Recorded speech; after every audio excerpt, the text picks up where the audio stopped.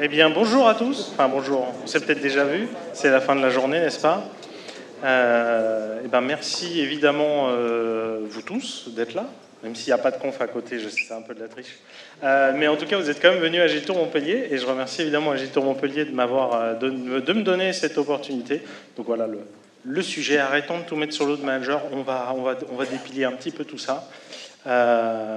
Et donc, évidemment, je n'ai pas le focus. Hop, voilà. Quand même dire merci aux sponsors, parce qu'encore une fois, on sait que c'est une vraie galère de faire des confs et que c'est cool, bravo à eux. Et sans les sponsors, ça serait compliqué. Moi, de mon côté, donc, si vous ne me connaissez pas, donc, je suis Jean-Pierre Lambert, et notamment donc, le créateur de Scrum Life. Scrum Life, c'est notamment une chaîne YouTube avec une vidéo sur l'Agile, le Lean et Scrum, chaque semaine. Voilà. Donc, bon, en résumé, si vous êtes un Agile Tour et que vous ne connaissez pas déjà Scrum Life, allez voir la chaîne, regardez quelques vidéos, je pense que vous trouverez ça cool. Et si vous connaissez déjà, j'ai des autocollants, j'emmène toujours des autocollants, voilà, j'en ai plein. Alors par contre, je ne pourrais pas rester jusqu'à 20h, il faudra que je parte peut-être à 19h pour aller prendre mon train, donc voilà, allez prendre tous les autocollants. Donc, moi, ce que j'aimerais vous partager, c'est un constat que je fais, que j'ai pu partager, alors avec mes pairs au sens large, hein, c'est... par exemple nos élèves, mais aussi tous les gens avec qui on échange au détour d'un LinkedIn ou là, comme là, avec vous, avec un Agile Tour. Donc ce constat, c'est que faire les transformations, c'est beaucoup de ça. On parle d'agilité, il y a souvent cette notion de faire une transformation agile. Alors, agile ou pas agile, mais en tout cas une transformation, on part d'un état, on arrive à un autre, on emmène l'organisation. Et c'est dur et c'est un peu la merde en fait. Qu'est-ce qu'on entend par là? C'est que souvent, trop souvent, on va avoir... Ouais, on arrive à avoir des belles choses, il se passe des trucs géniaux dans l'équipe, et puis une fois qu'on est parti, ça fait un peu pouf. Voilà, des changements qui sont rarement suivis dans la durée. Et souvent, ce qu'on voit, on pourrait appeler ça des transformations de façade, du faux agile, du cargo culte. C'est voilà, on fait comme eux à côté, ça a l'air cool, on va faire à peu près pareil. Ils ont l'air de faire des délits et des démos, on va faire des délits et des démos et ça va aller mieux. Sauf qu'en fait, on ne comprend pas vraiment le fondement derrière. Et parfois même, on renomme, voilà, on change les noms des gens, et puis c'est bon, maintenant qu'on a un product owner, un scrum master, ça devrait aller. Globalement, on fait comme avant, donc forcément, ça ne change pas vraiment. Et dans ces échanges-là, on a souvent envie de se dire « Ouais, c'est la faute au manager, hein, si c'est galère, si ça ne marche pas, si ça ne tient pas, etc. » Alors ce constat, déjà, est-ce que c'est un vrai constat? Est-ce que c'est juste un sentiment? Les toutes premières versions de cette conférence, quand je l'ai fait avec des gens de la communauté, ils m'ont un peu challengé. Ils ont dit « Ouais, Jean-Pierre, tu dis ça comme c'était un fait, mais est-ce que c'est vrai ?» Alors j'ai évidemment demandé à mon meilleur ami qu'on a tous maintenant, moi je l'appelle GPTinou, je dis « Est-ce qu'il y a des études, des articles, des choses ?» Je demande des articles, hein, je ne demande pas juste qu'il me donne son avis, mais qu'il y ait des liens cliquables que je puisse vérifier là-dessus. Et il me sort pas mal de choses. Donc déjà, je me dis, c'est cool, c'est pas qu'un ressenti. Alors, je vais quand même nuancer. Ces articles disent pas, c'est la faute au manager. Non, déjà, ils parlent que le leadership est important et que les positions de leadership jouent un rôle important, que ce soit dans la réussite ou dans l'échec de ces transformations.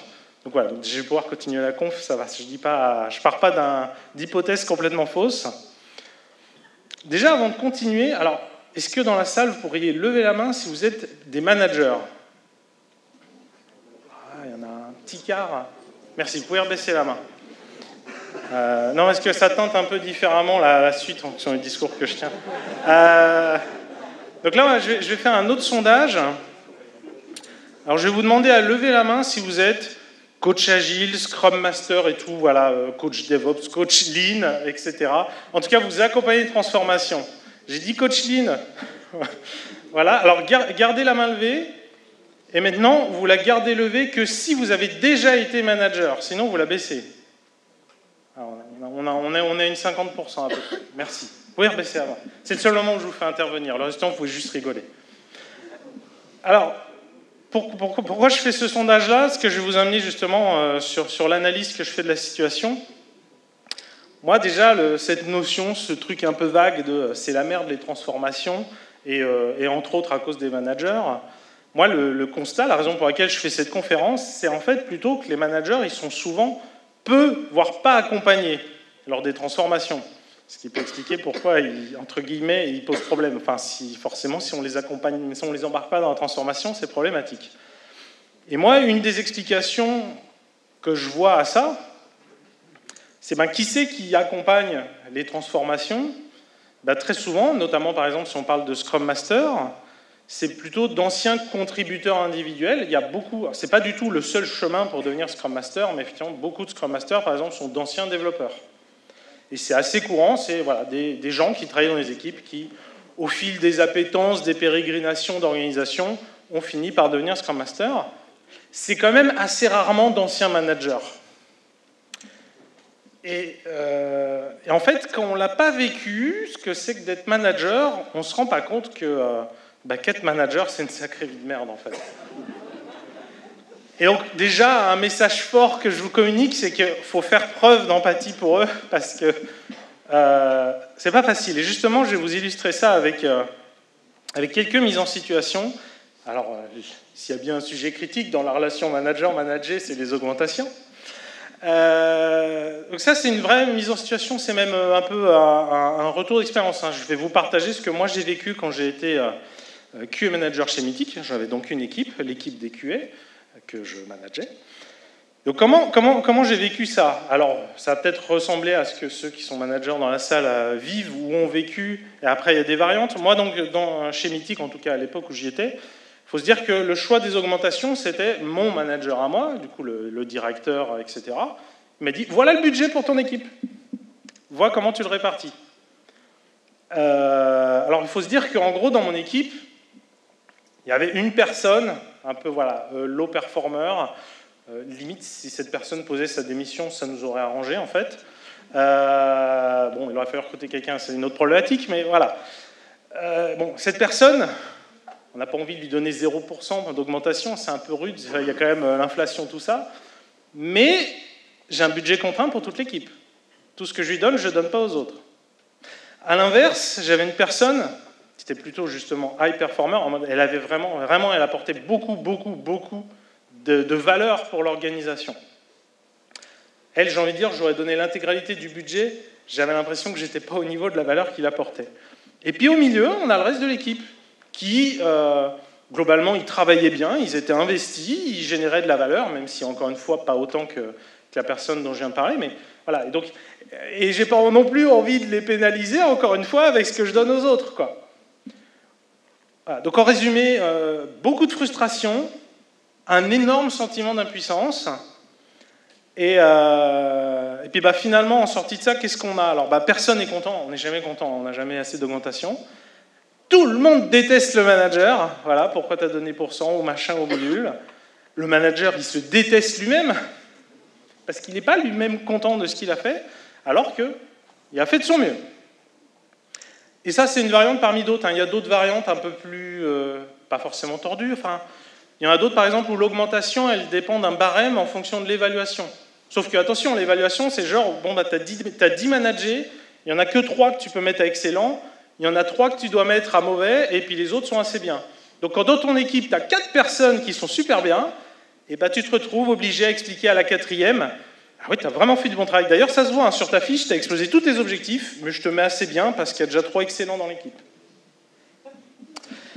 Et on m'a même raconté que dans ce genre d'organisation, il y en a un manager qui s'est rebellé, quoi, en mode, il n'a pas respecté les règles. Les RH sont arrivés, ils ont dit non, mais on annule tout ce qu'a fait le manager, on décide à sa place.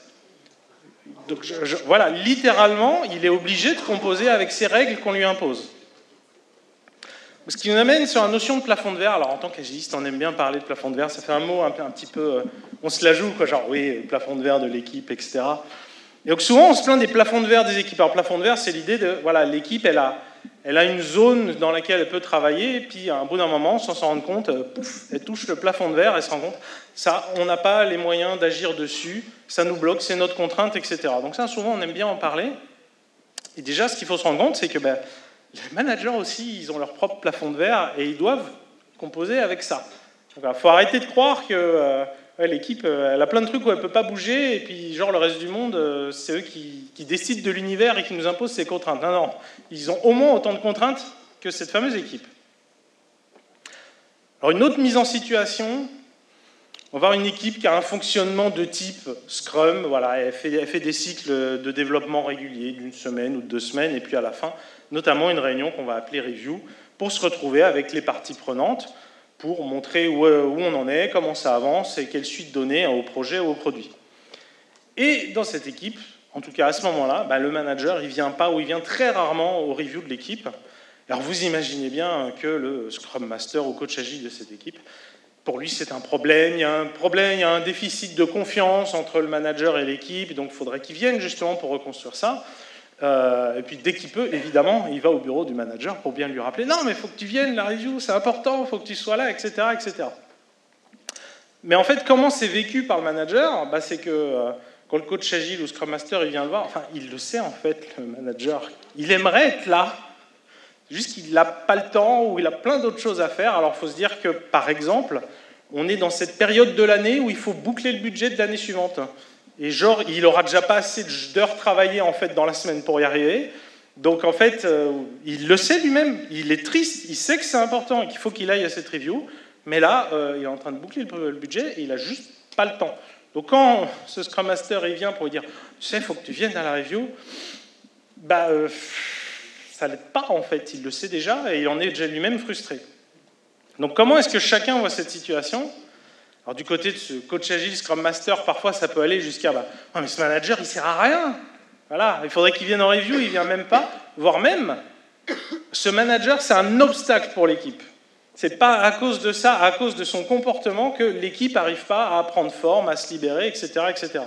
Donc, on est totalement dans la défiance, ce qui est un petit paradoxe, puisqu'à l'origine, il disait « Non, mais il faut que le manager vienne justement pour reconstruire la confiance avec l'équipe. » Donc, il ressort avec plus de défiance. Côté manager, qu'est-ce qu'il va se dire? Là, ce Scrum Master ou coach agile, il ne me sert à rien, en fait. Il vient juste me déranger alors que je suis sous l'eau pour me rappeler un truc que je sais déjà et que je suis moi-même frustré de ne pas pouvoir faire. Donc bon, si c'est un prestataire, si je dois sortir quelqu'un, autant sortir la personne qui ne me sert à rien. Ou si je dois décider des augmentations à budget contraint, autant les donner à d'autres personnes qu'à cette personne qui ne me sert à rien. Donc si je reviens sur ce que je disais à propos des plafonds de verre, donc ok, le manager il a aussi ses plafonds de verre, mais du coup, et si on l'aidait, au lieu de l'enfoncer et de lui rappeler encore une fois tout ça? Il a des problématiques, est-ce qu'on peut l'aider sur ces problématiques? Au lieu de lui en remettre une couche, et encore une fois, il est au courant. Une troisième mise en situation, voilà, la réorg, voilà, le staffing annuel. Alors voilà, ça peut être le staffing qu'on est plutôt dans un contexte avec plein d'externes. Voilà, donc combien de TP on doit acheter cette année, etc. Alors, et donc, il annonce ça, un jour ça tombe, paf, voilà la nouvelle organisation, voilà les équipes qui travaillent dans quelle équipe pour travailler sur tel projet, ou etc.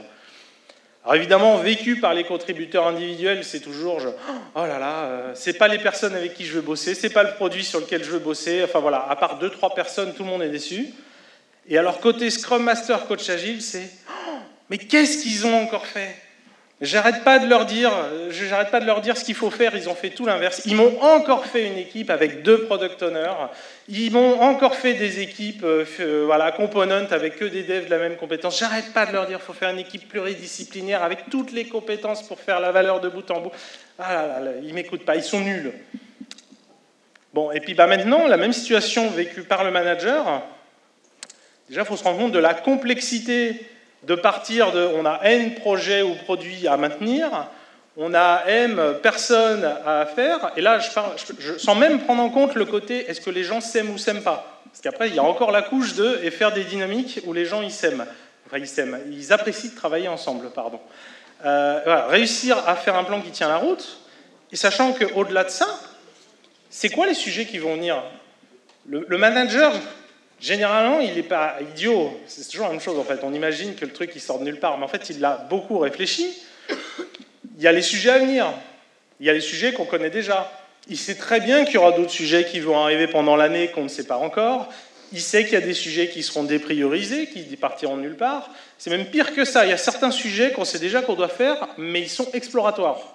On sait qu'on doit commencer à travailler dessus pour ensuite savoir s'il va falloir staffer une petite équipe, ou staffer une grosse équipe, ou prendre un prestataire externe, une solution sur étagère, ou un truc qu'il va falloir qu'on intègre, etc. Donc on sait déjà qu'en plus, le staffing va devoir changer en cours de route.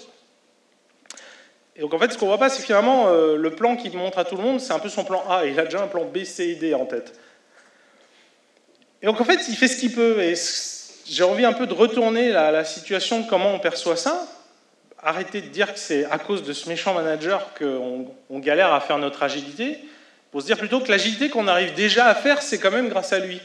Parce que ce manager, il est vecteur d'agilité dans un monde non agile. C'est-à-dire que là, dans l'exemple de ce choix d'organisation, il arrive à apporter, il essaye d'apporter une réponse à un monde non prédictible. Encore une fois, il y a plein de choses qui vont changer en cours de route, on ne sait pas ce qui va se passer, dans un cadre de pensée qui, lui, est prédictif. On lui dit, alors, combien il te faut de budget pour l'année?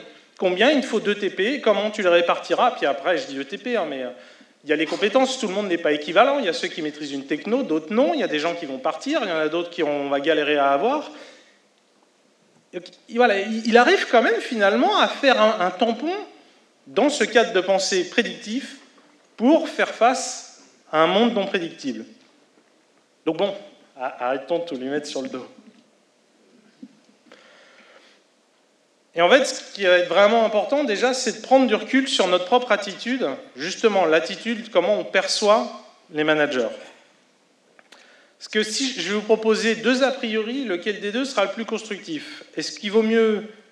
Est-ce que c'est plus constructif d'être convaincu que les managers, ils ont un impact négatif, ou d'être convaincu que les managers, ils ont un impact positif?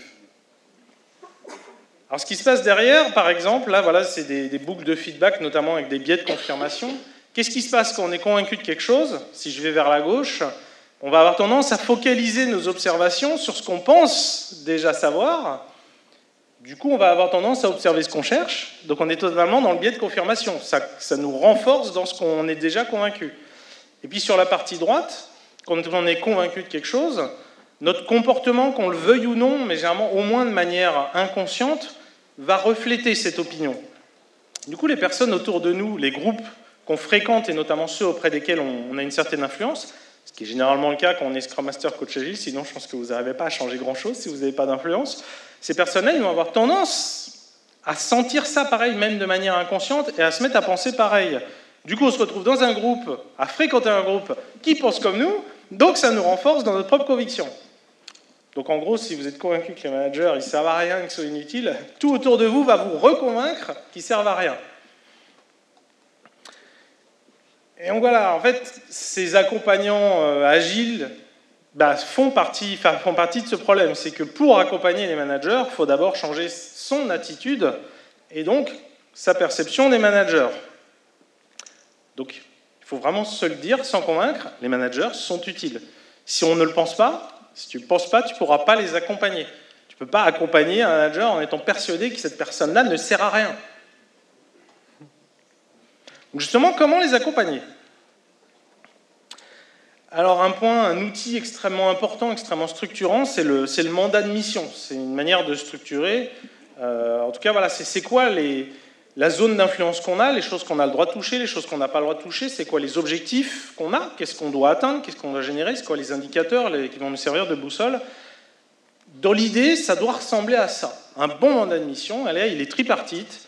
Il est entre donc l'accompagnant, le coach, évidemment l'équipe, ceux qu'on accompagne, et aussi le commanditaire, le manager. Et voilà, et on a cette belle relation un peu dans tous les sens, parce qu'effectivement, quand on accompagne l'équipe, ça peut aussi avoir des reflets côté manager et inversement.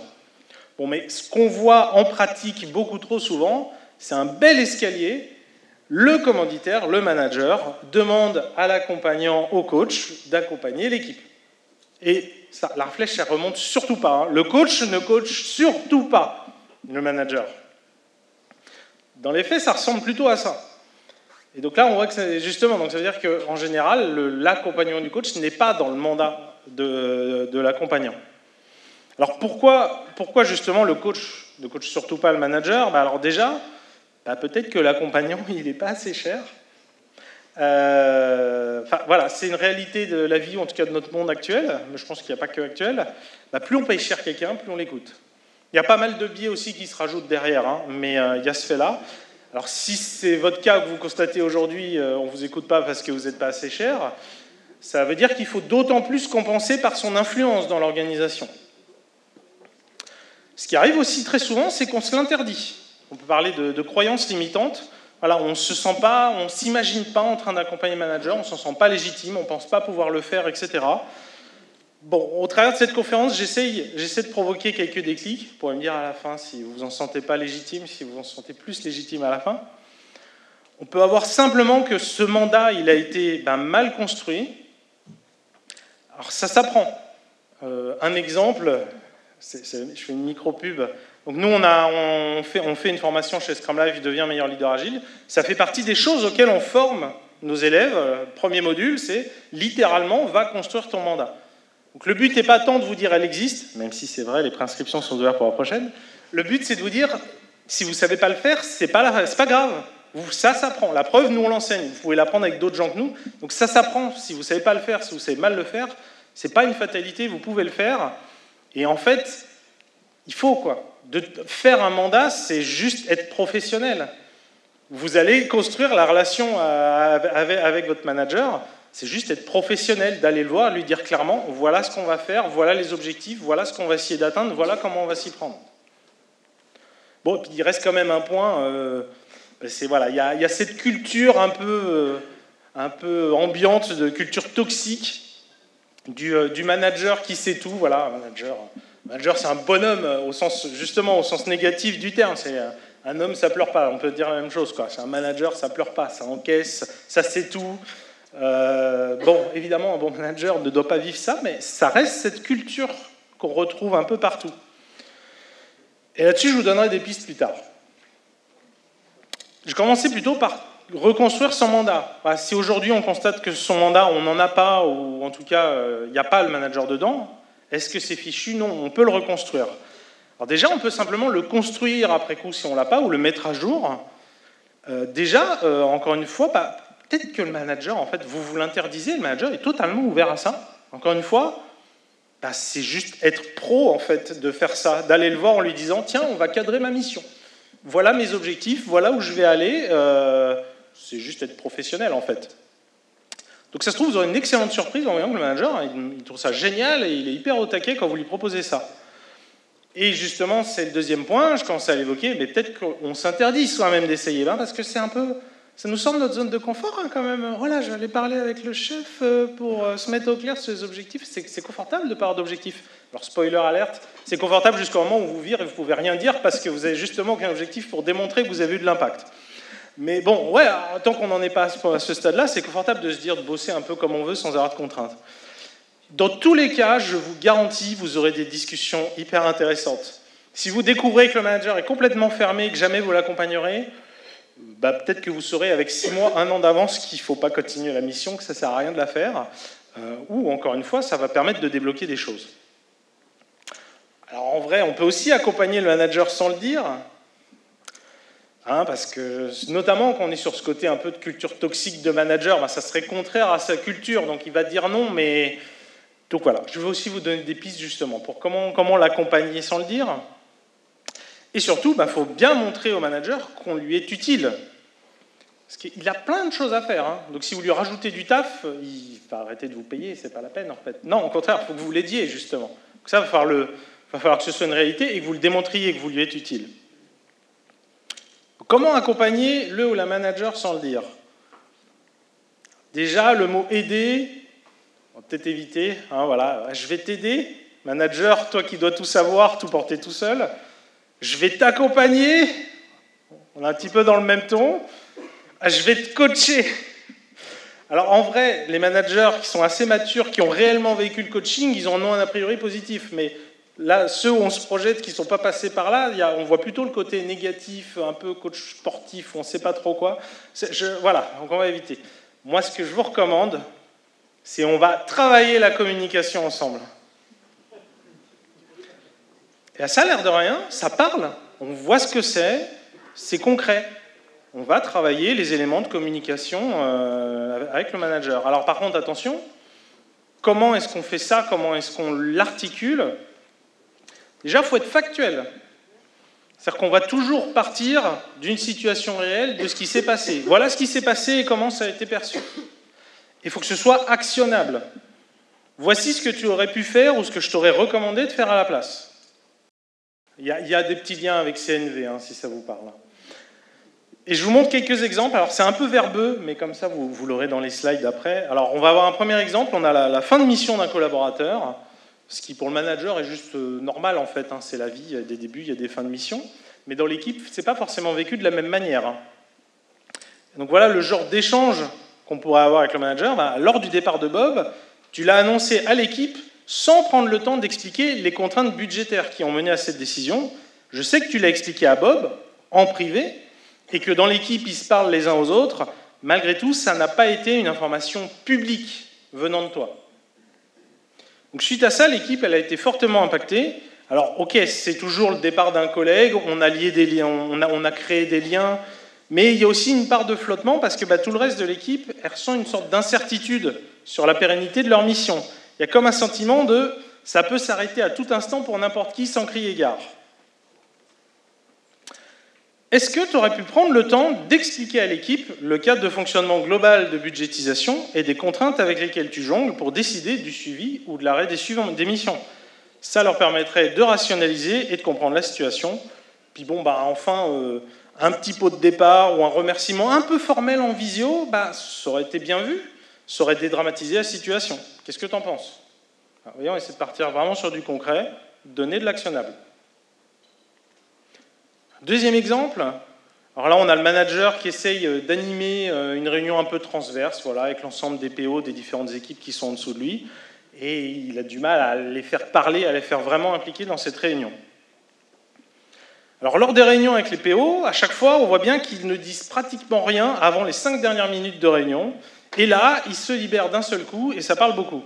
Je vois bien que ça te dérange, et d'ailleurs tu t'en caches pas, par exemple en disant « Bon, je vais continuer de parler puisque personne ne parle ». Donc, je comprends bien que ce genre de phrase, c'est l'expression de ta propre frustration, mais cependant, c'est bien possible que ça ait l'effet inverse de ce que tu recherches en renforçant une dynamique où la prise de parole est difficile pour eux. Si ça te va, je te propose d'expérimenter l'outil suivant qui sert à activer la parole. L'idée, c'est de commencer la réunion par un tour de table pour amener tout le monde à déjà prendre la parole une première fois. Moi, j'ai déjà fait ça ailleurs, ça marche étonnamment bien. Et si tu veux, je peux le lancer les premières fois. Là, vous voyez, on se met, on répond à sa problématique. Il a une frustration, hein. Ça le frustre à chaque fois, cette putain de réunion. Les gens, ils ne parlent pas. On lui amène une solution et on va même lui animer. On est à son service et on l'aide sur ses problèmes. Et dernier exemple, donc on va être dans une entreprise, par exemple, avec une DSI qui refacture au métier tout ce qu'elle développe.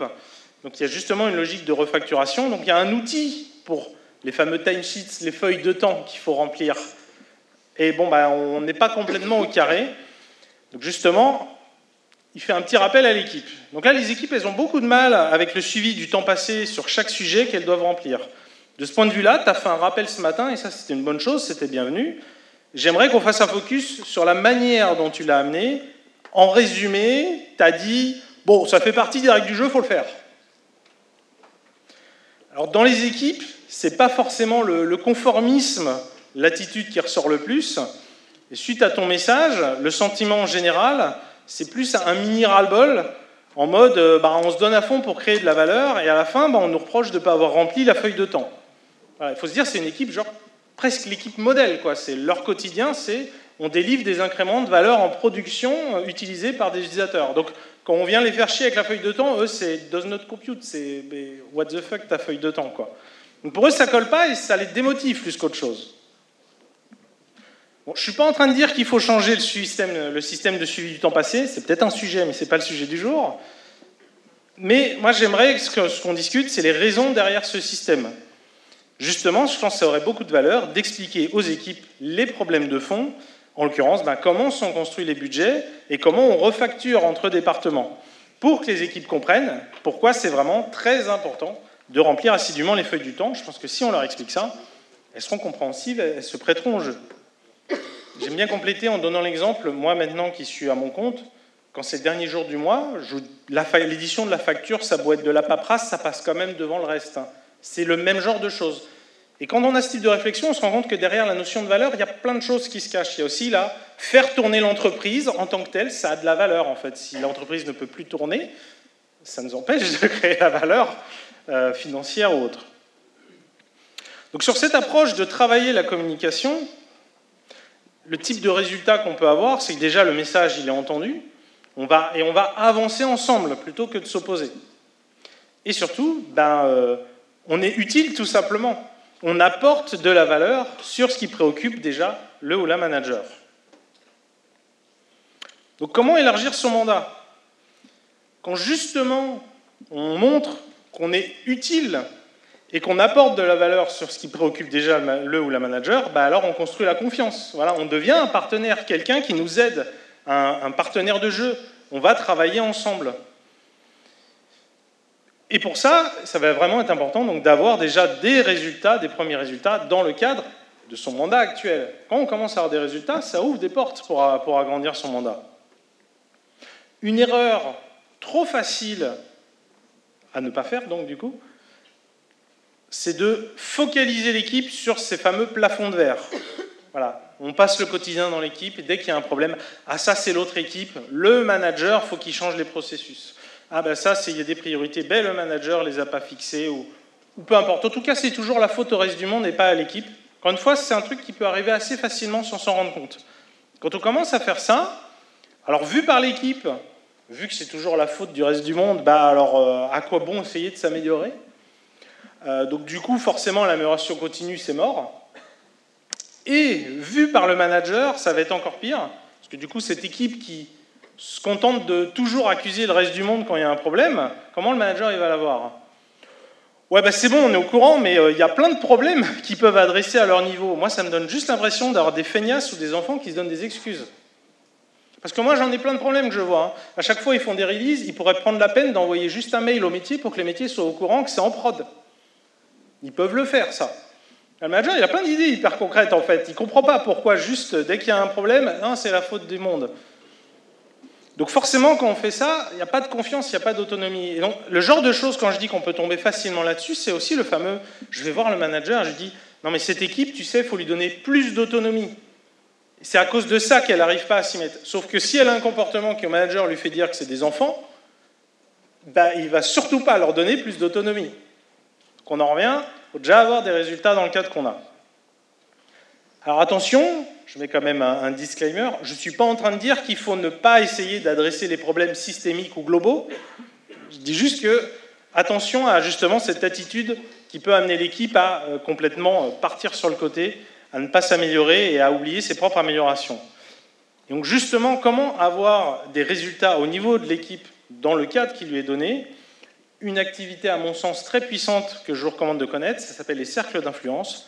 On a fait une super vidéo sur Scrum Life à ce sujet, si vous voulez détailler plus. Je vais vous la présenter très rapidement. Donc voilà, on va avoir 3 cercles concentriques. Bon, en vrai, ce ne seraient pas des cercles, ça marcherait, mais voilà, on a 3 zones, avec au milieu la zone de contrôle, autour la zone d'influence, et tout à l'extérieur la zone de préoccupation. Ça va permettre justement, quand on remonte par exemple des problèmes en rétrospective, d'essayer de réfléchir à est-ce que c'est des choses qui sont actionnables ou pas. Donc j'ai un petit exemple justement. Donc, par exemple, dans cette équipe, le genre de sujet qui pourrait ressortir, il y a un sujet qui est la vision d'entreprise est purement financière. Vous avez peut-être déjà vécu ça, vous avez un dev ou autre, tous les matins dans des livres, vous dites « non, mais de toute façon, cette boîte elle est juste là pour faire du fric, moi ça ne me motive pas ». Écoute, c'est la zone de préoccupation. À moins d'être au COMEX, ça ne changera pas. Donc, ça ne sert à rien en fait.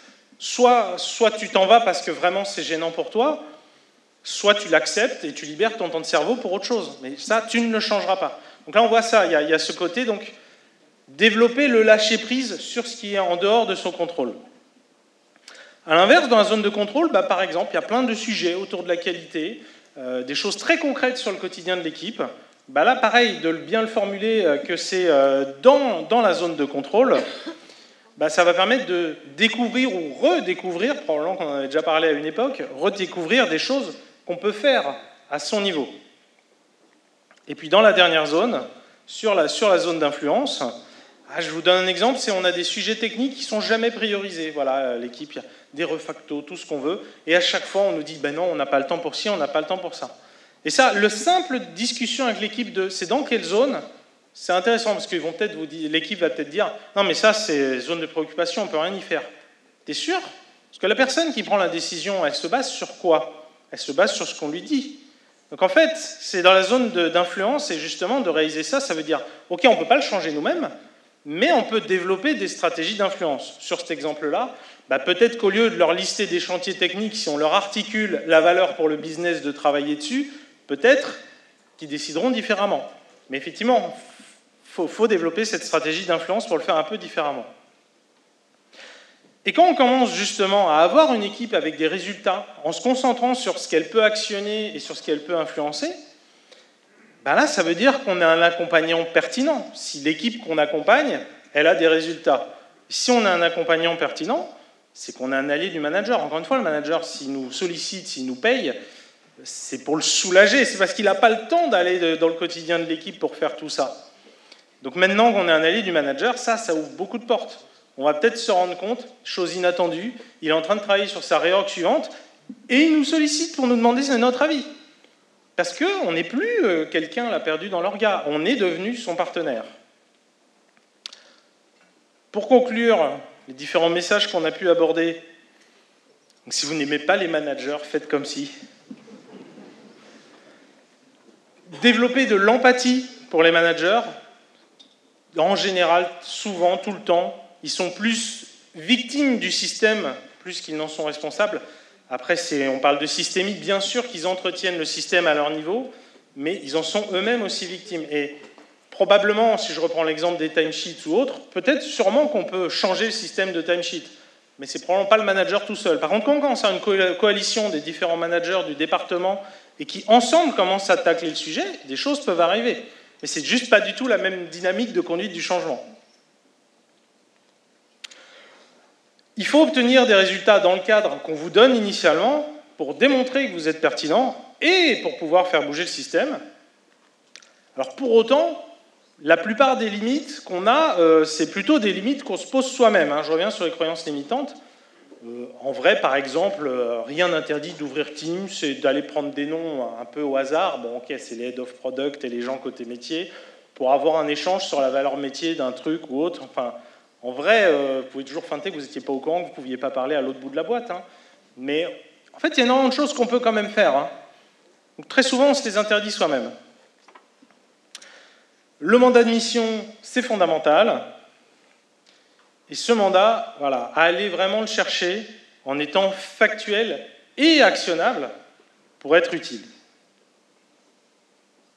Je vois des gens qui prenaient en photo. Voilà. Et on a sur la dernière slide. Du coup, je pense que c'est le feedback pour toute la journée, si vous ne l'avez pas encore fait. Et puis voilà, moi j'ai fini. Merci à vous.